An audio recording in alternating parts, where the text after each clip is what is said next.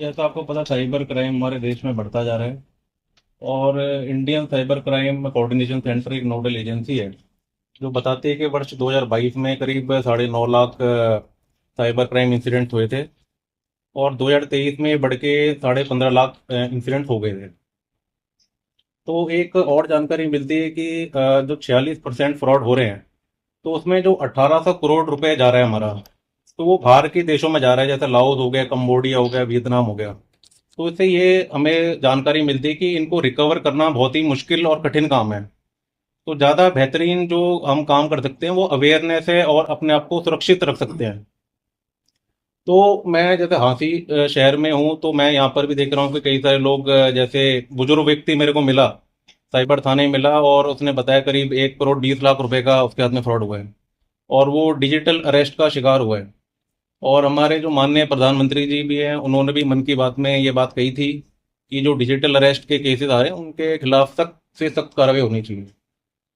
मगर कार्रवाई से बेहतरीन ये रहेगा कि हम जागरूक करें, लोगों को अवेयर करें कि भाई हम इन घटनाओं को प्रिवेंट करें। सबसे जरूरी वो चीज़ है।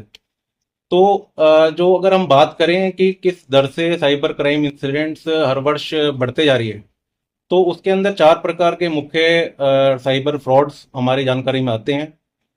सबसे पहला डिजिटल अरेस्ट है, जिसकी मैंने अभी बात करी। दूसरा टास्क फ्रॉड आता है, जिसमें किसी ग्रुप के अंदर हम किसी व्यक्ति को जोड़ लेते हैं और उनसे निरंतर कुछ ना कुछ यूट्यूब के वीडियो लाइक कराते हैं, कभी फेसबुक के वीडियो लाइक कराते हैं और उसको आश्वासन देते हैं कि भाई आपको बहुत अच्छी रकम इसमें मिलेगी। तो ऐसे करते करते वो बहुत राशि उसमें जमा कर देता है और उसके बाद पैसा उसका फंस जाता है। तो इसमें इन्वेस्टिगेशन में ये समस्या आती है कि ज़्यादा से ज़्यादा पैसा बाहर के देशों में जा रहा है। इसी प्रकार से एक हमारा इन्वेस्टमेंट फ्रॉड है, इन्वेस्ट करवाते हैं और बहुत सारी पूंजी उसमें लगाने के बाद वो पैसा कभी निकल के नहीं आता। और चौथा हमारा जो चल रहा है, डेटिंग और रोमांस स्कैम है, जिसमें कोई मैट्रिमोनियल अलायंस बनाने के लिए लोग पैसा काफी लेते हैं।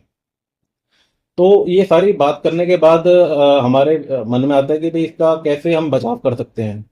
तो सबसे महत्वपूर्ण चीज ये है कि अगर आपके साथ में कोई घटना घटित होती है, तो सबसे पहले 1930 आप मिलाएं। उसमें कोई भी राशि अगर आपकी फंस जाती है तो उसको तुरंत उस बैंक अकाउंट को फ्रीज करवा दिया जाएगा। और बहुत सारा पैसा इसके अंदर हमारा रिकवर होकर वापस भी आ चुका है। तो ये बहुत ही अच्छी एक तुरंत कार्रवाई करने वाला लैंडलाइन नंबर है, जो कि एमएचए द्वारा संचालित करवाया जा रहा है, हमारे राज्य सरकार द्वारा।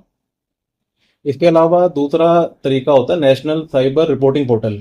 अब उसमें कोई भी व्यक्ति है जिसके साथ में कोई साइबर क्राइम घटित हुआ है, तो वह एक आईडी और पासवर्ड अपना लॉगिन बना सकता है। तुरंत उसमें 4 5 6 लाइन का अपना वाक्य लिख सकता है कि उसके हाथ में क्या घटना हुई है।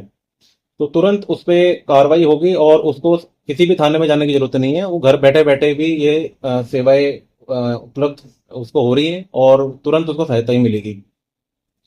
और तीसरी चीज मैं ये कहना चाहूंगा कि साइबर हाइजीन जरूर अपनी बना के रखें, जो कि केंद्र गृह मंत्रालय बार बार कहता है कि अगर हम अपने जो भी हार्डवेयर सॉफ्टवेयर में ठीक से एंटीवायरस की फैसिलिटीज डाल के रखें, 2 फैक्टर अपना ऑथेंटिकेशन करें कि पासवर्ड ब्रेक ना किया जा सके, समय समय पर पासवर्ड को बदलते रहें।